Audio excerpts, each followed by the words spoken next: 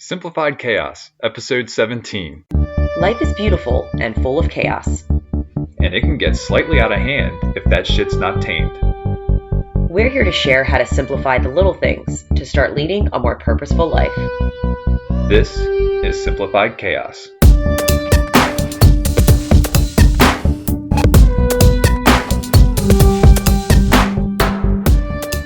Hey, what's up, everybody? This is Jillian, one of your hosts, and I'm with my co-host, Nicholas. What's going on, folks? And we are so happy that you're listening, you're here, you're back, or this is your first time. Welcome. Thank you. Not you, our listeners. Yeah, no. So we were 3 minutes in to our podcast here, and the podcast stopped recording, so we're starting over again.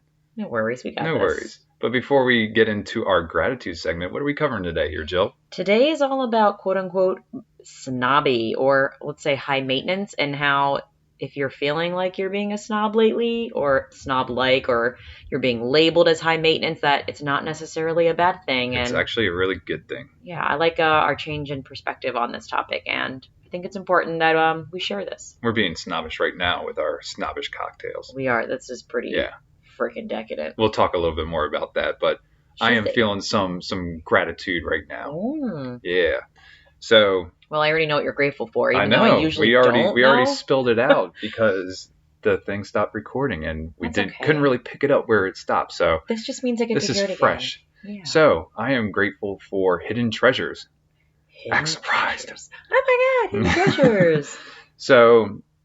Today we were coming back from my parents' house. We went down there for Easter, and they're in Delaware, and we needed to get gas. So we stopped off at the Royal Farms just before Kent Island. The Bay Bridge. The Bay Bridge. And Lucille was basically losing her shit for the last 15 minutes, and it was good timing that we were going to stop and pull off, and we needed to get out and stretch our legs. So you took her out of the car, I filled it up with gas, and there was a park that was right next to the Royal Farms that you were going to go to. So I go and drive over to where the park is, and Jill's nowhere to be found. I look in my rearview mirror, and she's like waving to me. She's halfway down the street. And I look in my rearview mirror, and I see what probably Jill saw, which was the Chesapeake Bay, only a block from where we were. Pretty blue water, now, calling my name. It was Jackson Creek, but I mean, that leads to the bay. So we walked down there, and it was a little public beach with nobody there. So we sat for about a half an hour, walked around, this little beach. Jill busted out the boob and breastfed Lucille. I have no shame when it comes to breastfeeding, but I do it very graciously so that it pops out, but then Lucille is right on it like immediately. So there's not a lot of nip slip, but even if there is, it's like, I don't even care anymore. It happens. Everyone's got nipples, right? I got nipples, fucker. Except for Barbie Can you help dolls. me? I don't understand why Barbie dolls don't have nipples. I don't either. They should make them anatomically It's a question correct. for the Chinese. Okay. Does the Chinese I don't know. Barbie? I'm assuming it's made in China. Are they isn't it by Playtel or something, the company? Mattel? Oh God, Playtel. Goodness Jesus. gracious. We're getting off topic here. Rhymed. Okay. But no, it was really cool. I mean, if we didn't stop for gas, we wouldn't have had that moment today, which was really cool. And that's what happens when you're not always looking at your phone. When you look up and look around you, it's like, wow, you can meet people, you can see things. It was very cool. You can find unexpected adventures, and that's kind of what we did today, and it was pretty nice. It was a great day today. So what are you grateful for, Jilly? I didn't hear I didn't hear what you were going to say. This is right where it cut off. Yeah, so I'm excited to hear this for the very first time. I'm grateful for your parents living out of state. Ooh. And when they first moved, about 4 years ago? Almost 5. 4 years ago, yeah, 5 years ago. I know we were kind of sad because it meant that we weren't going to see our parents as much, but because they moved, I want to say the perfect distance, 2 hours. Yeah, and it's an easy drive so long as we're not going on a Friday in the middle of the summer. Well, yeah, we don't do that. We're not crazy. But just having the opportunity to stay somewhere new and discover new places, and they're discovering new places and giving us recommendations. So, they're excited to share what they know about Delaware. Right. And I just think it brings some new adventures to our lives, and it allows your parents to teach us some new things about the area that they're in now. And I know they were, living in Maryland for a very long time. They knew everything about Maryland, and now they're in Delaware. They're learning, new quirks and things about Delaware, so they get to share that, and we get to experience new little adventures with them. So it makes it fun. So my idea about Delaware is basically Wayne's World, where like, hi, I'm in Delaware, and then nothing. But we actually saw some pretty cool stuff there, like what was that, Gordon Pond that we went to, which was really nice. I mean, it's right next to the ocean. You get to see some of the old World War II towers that were looking out for enemy boats and everything like that. It was really cool. It was very peaceful. The weather was perfect. So it was really cool walking. I'm glad we are getting to discover some of those nice parks around the area there. Yeah, and I know we tend to go towards where mountains are, and Delaware's definitely, there's not a mountain to be found. There's barely a hill. It's very flat, but again, I think it's all about perspective, and I think you can find the joy in little things and that Delaware has to offer, and they have a lot of great natural state parks, and that's actually probably good for us right now because Lucille, it's not like we can do some rigorous hiking, treacherous hiking. But, a mile and a half is round, both ways is easy enough. So, and it worked out for us because Lucille is teething pretty hardcore right now. She's got 3 teeth coming in, and she's just been extra fussier than usual. So it's nice having the option to just have a low maintenance outdoor adventure where we can turn around if we need to. It's not that far, and just seeing your parents light up around her. I know your mom had surgery and probably going too deep, but it just felt the timing was right. Lucille being there was giving your mom it was a good weekend. Positive it really was. Vibes her way that she desperately needed after that surgery and all those complications. But yeah, so I'm grateful that your parents moved because we have some new adventures. Yeah, absolutely. No, it was great. Cool. We're talking about being snobs today. Being snobby, high maintenance, both those words I feel like have a negative feeling towards them when you hear that word. Right. And even when I would hear the word snob or high maintenance, I would even think I'm not high maintenance. I'm not a snob. But as we're growing older and we're learning more about what we like and what's best for us and not caring about what other people think, I find that being a snob or quote unquote high maintenance is a good thing. And to start it off, I found some definitions I wanted to share really quick. Okay, jump in it. So according to Oxford.com, a snob is a person with an exaggerated respect for high social position or wealth. So I would like to change that to an exaggerated respect for their overall well-being. And that's how I see a snob being. Yeah. It's not about high position or high wealth. And actually it could be high wealth because I think our wealth is our health. Yes. So I find it depends on, some people define wealth as money. Other people that's us, true. We define it as our overall well-being. Absolutely. Wealth. So I find that if we have an exaggerated respect for our wealth, which is quote unquote our health, I think that is completely amazing. Yeah. According to dictionary.com, high maintenance definition, needing a lot of work to keep in good condition, demands a lot of attention. And usually when you think of the word high maintenance, usually you think about this chick is high maintenance. She's so needy. She needs all this attention. But I see it as you're needing a lot of attention to keep a healthy and happy body, mind, and soul. That's how I interpret it. Yeah, we all need a lot of work to keep in good condition. So I think if you're high maintenance... You're high maintenance to yourself. Exactly. So I find that we have to be high maintenance or else we're not giving ourselves the attention we need to be the best version of ourselves. We're not putting the best things in our body. I think there's a lot of things where you can say you're snobbish or high maintenance. I know I like to joke around, say I'm a coffee snob or I'm a cocktail snob or whatever, but it's, I like good ingredients. I like, good taste, organic things where you can actually, you don't need cream. Again, I don't drink my coffee with cream or anything like that. I drink it black. So I'm trying to take in all the flavors. Because you're a sociopath, just letting you know. Psychopath. Sociopath, psychopath, are they the same? Same. All right. Yeah. But that's kind of why I wanted to talk about this because I find that we started labeling ourselves as a food snob or a coffee snob. And I always thought that was a bad thing. And I was like, you know what? I don't think being a food snob or a coffee snob or a cocktail snob is a bad thing. And I think we got to talk about the change of perspective we've had about this because I think I'm okay calling myself that now. Sure. At first I thought I was bad. It was just, You know, and it's not like I turn my nose up at other people. You had that Oxford definition of those things. Yeah, but I think that before it would be like, you know, is that a bad thing that I'm not settling for a bag of Doritos because that's the only thing around? I'm like, no, because I'm saying no to that, it means that I have high respect for my body. Yeah. And we see Lucille on the camera. She is making noise in the other room, and we may have to jump off and jump on here real quick, but we'll keep it up. She's also learned how to stand, and so now we're at the stage where she's standing in her crib. I'm pretty sure she's standing right now. Oh my goodness. All right. So anyways, we'll come back to this real quick. All right. Pause. And we're back. False alarm, guys. Yeah. Well, she was awake, and then she kind of put herself back to sleep. Go Lucille. Yeah. Either that or she knocked herself out, and we don't know. No, I'm just kidding. Stop it. So anyways, we'll jump back into this. All right, so getting to the snob part. Yes. So going back to the definition, it means a person with an exaggerated respect for, we changed it to their overall well-being. Right. Or wealth, as we said, would be your health. So I noticed that I feel like we're a snob when it comes to things that we input, like food, drinks, like anything that is basically going in. Okay. If that makes sense. So like for like skincare products or, you know, anything that's going in our body, I find that we're snobbish because we have a high exaggerated respect? Is that the one? Yeah, we have a high exaggerated respect for that. And like I said, we definitely become food snobs.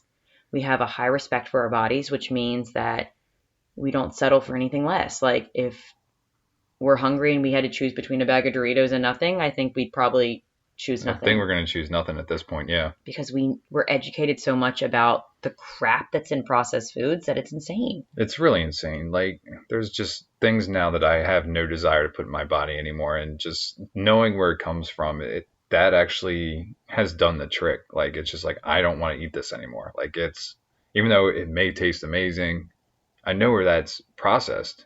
And I'm not putting that shit in my body anymore. Yeah. I'm not doing it.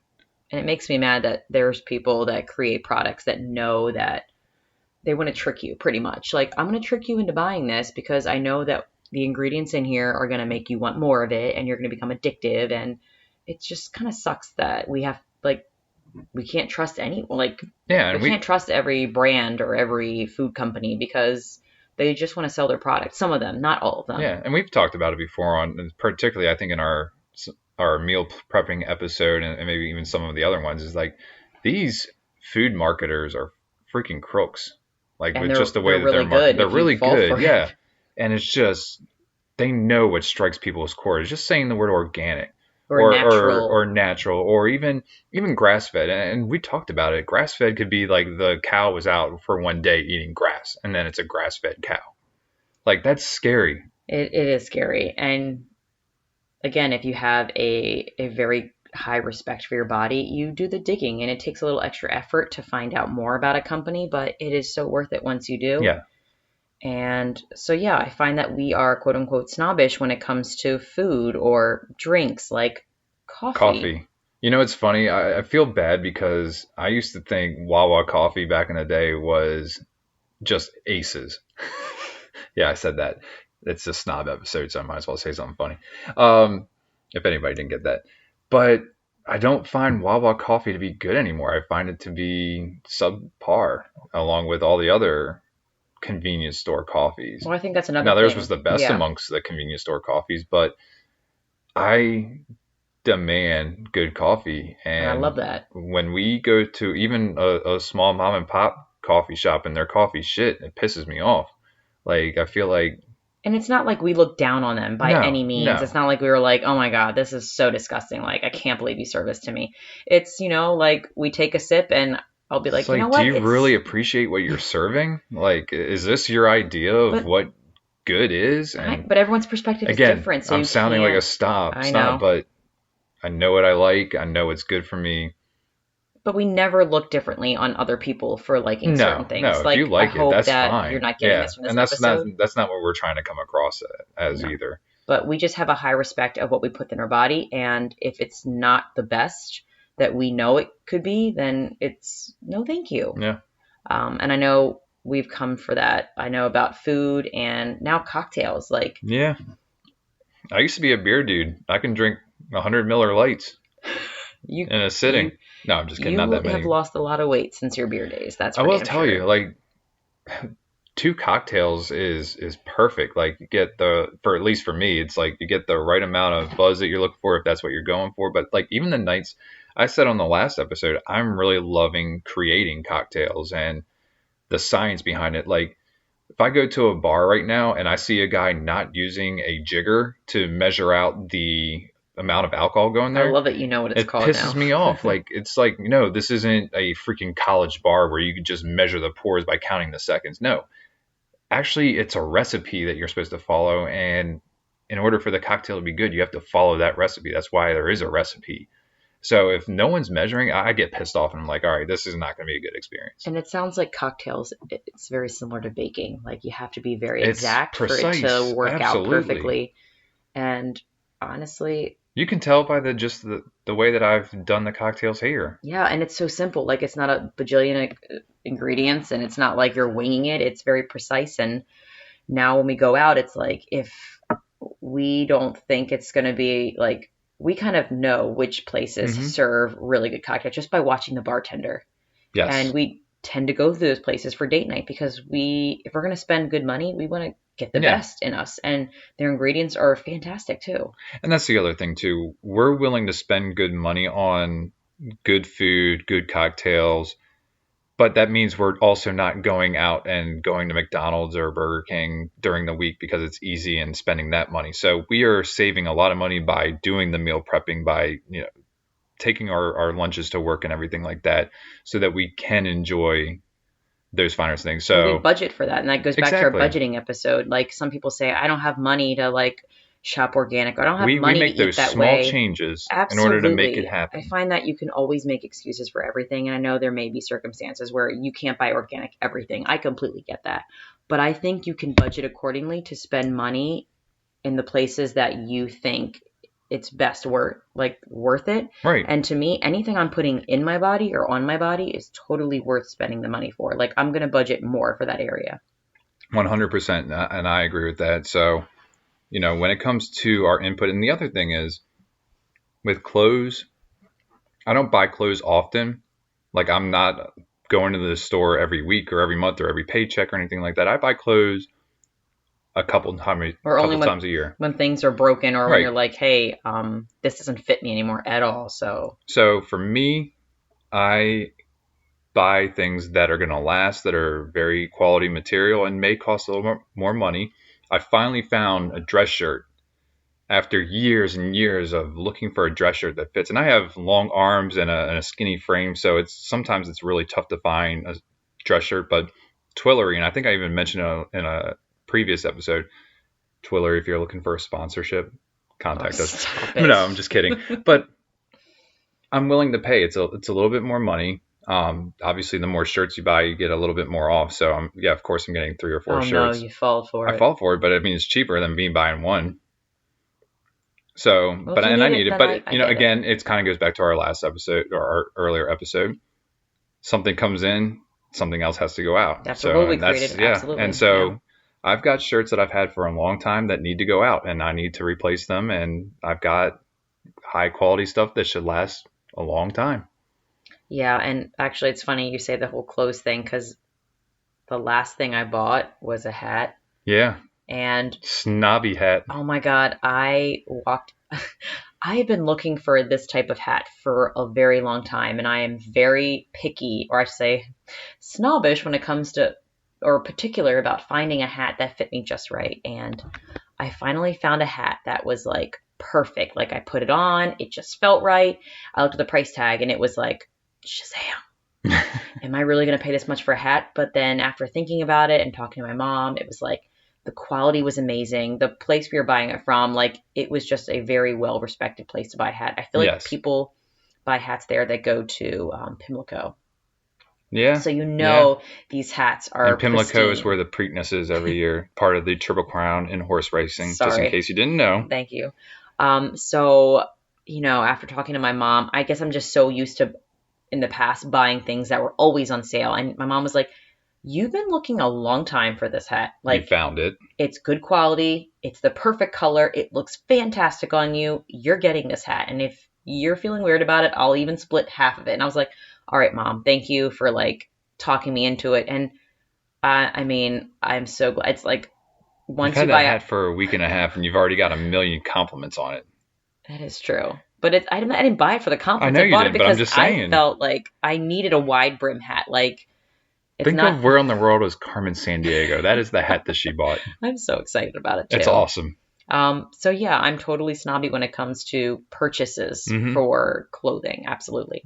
And I think maybe even purchases in general. I think when we buy things, again, it kind of goes back to the input. A lot of the stuff that we buy is for input.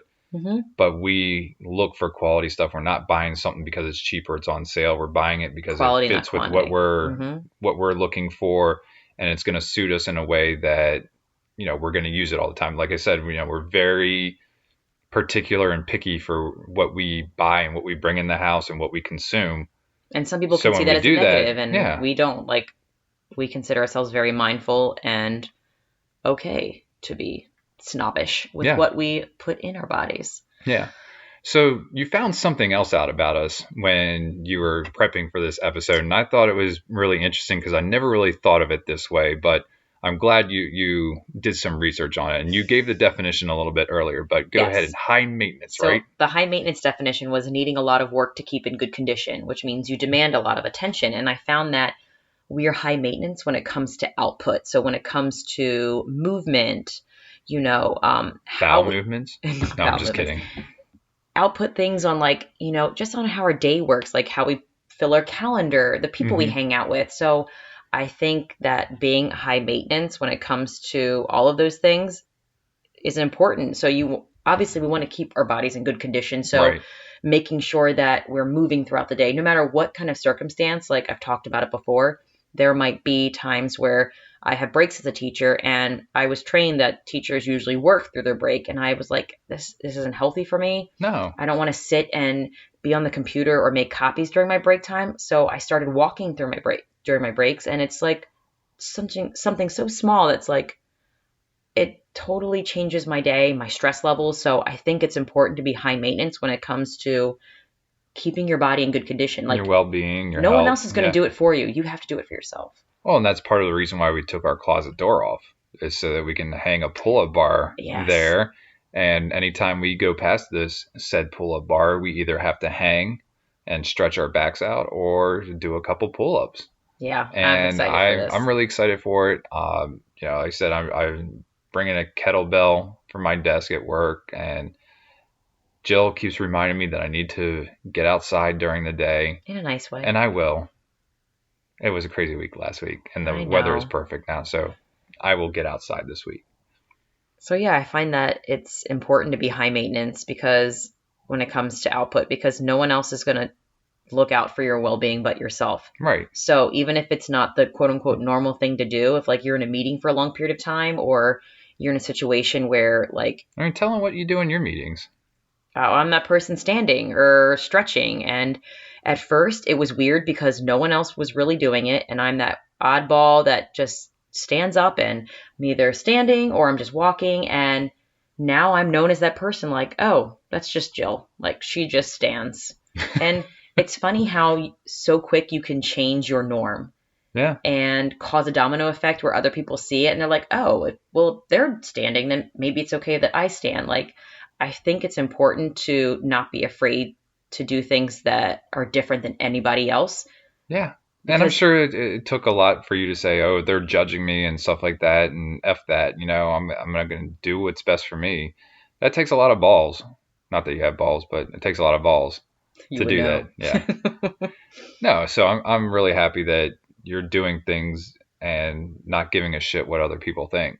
Thank you, because it's part of your well-being and your health, whether it's your physical or mental health, it helps out. And I think a lot of people don't understand the whole physical and mental thing are totally related. Yes. So if you're doing things physically for your body, the mental benefits are there as well. And a lot of people don't think about the brain being connected to physical activity, but it so is. And even just getting outdoors is life-changing in helping your stress levels. Yeah. But I also think that we need to be high maintenance when it comes to just scheduling things in our calendar. And I think we do a really good job now of making sure there's enough space in our calendar for us. We don't overwhelm ourselves at all. No. Like we have stuff planned on the weekend, but it's not like stuff that's back to back to back where we have to be one place or another. We know that pressure on us. When Lucille gets older, it's going to be a little more pressure to do those things and hang out with the people we want to hang out with. But we always kind of bring it back to the season of life that we're in. And right now we're in that season of life where we're in chill mode still. Although Lucille is a little bit more mobile now, so we're planning one event a day if we do have anything, because it's like we're not sure what's going to happen. Let's just take it one step at a time. And we still got a lot of things that we want to do around the house here. At least for me, I've got my spring projects and I've got my summer projects, and less is more. When we do a lot of things, I get behind on those, and then that makes me a little crazy in the head. But no, it's not nothing crazy. But I just know that I get behind and I don't like feeling behind. So we really do a good job of spacing things out and hanging out with quality people that we want to spend our time with. Yeah. And I know, like, I'm okay being high maintenance when it comes to, like, I need to get outside or I need to walk.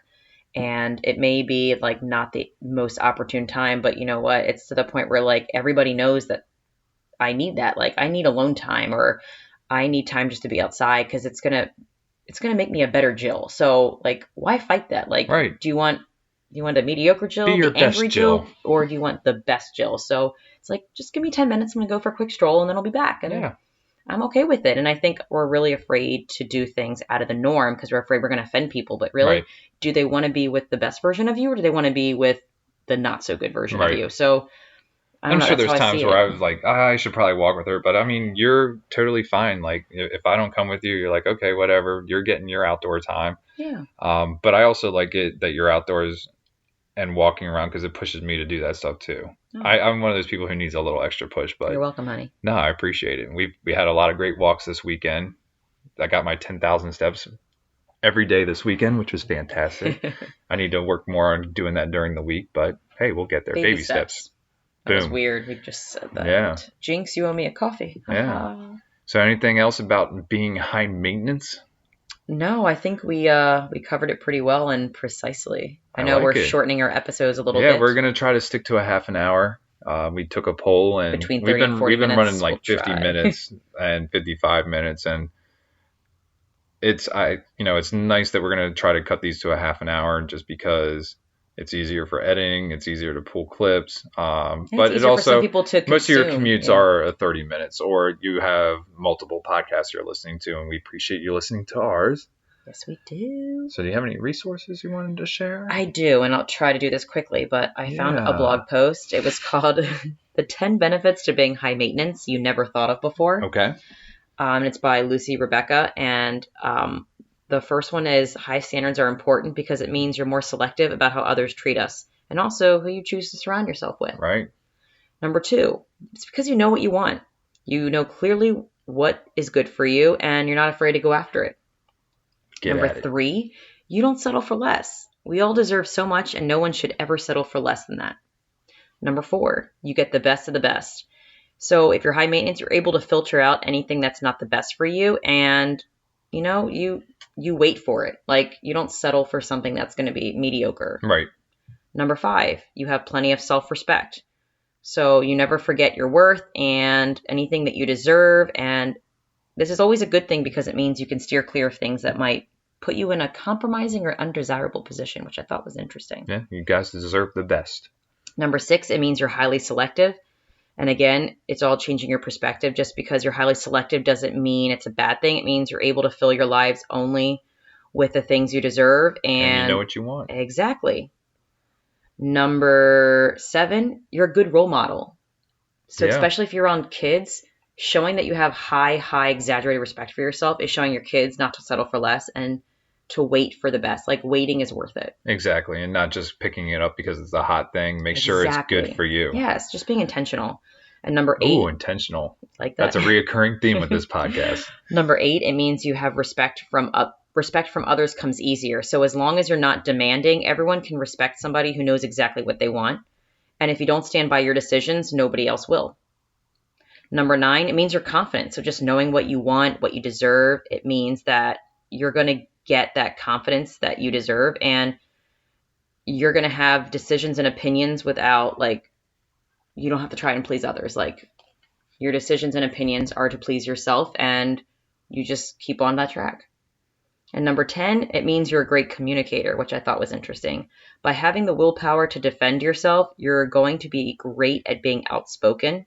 That's a good one. And you're able to express yourself without fear. And I find that I'm getting better at that. You are becoming very fearless, and I really admire that about you. I'm trying.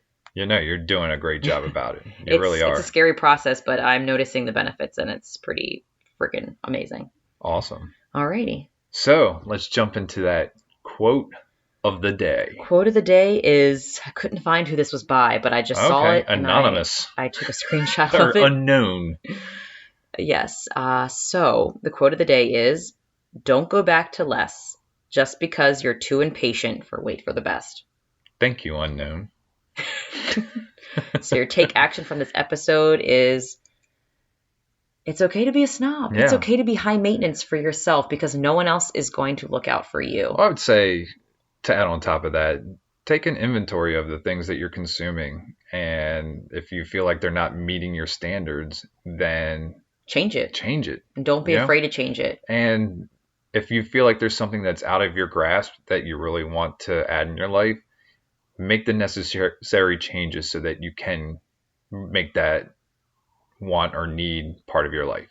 And there's definitely a way to have high standards without, looking down upon others. I think just being open and honest about that, you know what, I'm only trying to put what's best in my body to make myself happy and healthy. And I think no one's going to say anything about that. No. If you always bring it back to your why. That? Exactly.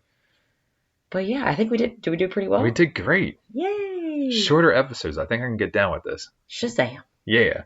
So thank you guys for listening this week. If you like this episode and feel like somebody else can benefit from the topic we covered here, please feel free to share it. Take a screenshot and post it on Instagram, on Facebook, or even Twitter. Help spread the word to others. Please, we are totally grateful for your listenership, and we look forward to talking to you next week. See you later, guys. We want to thank everybody for listening today. Please be sure to subscribe and sign up to receive notifications so you know when the next episode is live. If you like today's episode and know someone who could benefit from the topic we covered, please share it with them. And if you have any suggestions for us or want to chime in on today's topic, you can email us at simplifiedchaospodcast@gmail.com, and that's chaos with a K, or send us a comment on Facebook, Twitter, or Instagram. Thanks again for listening, and we will see you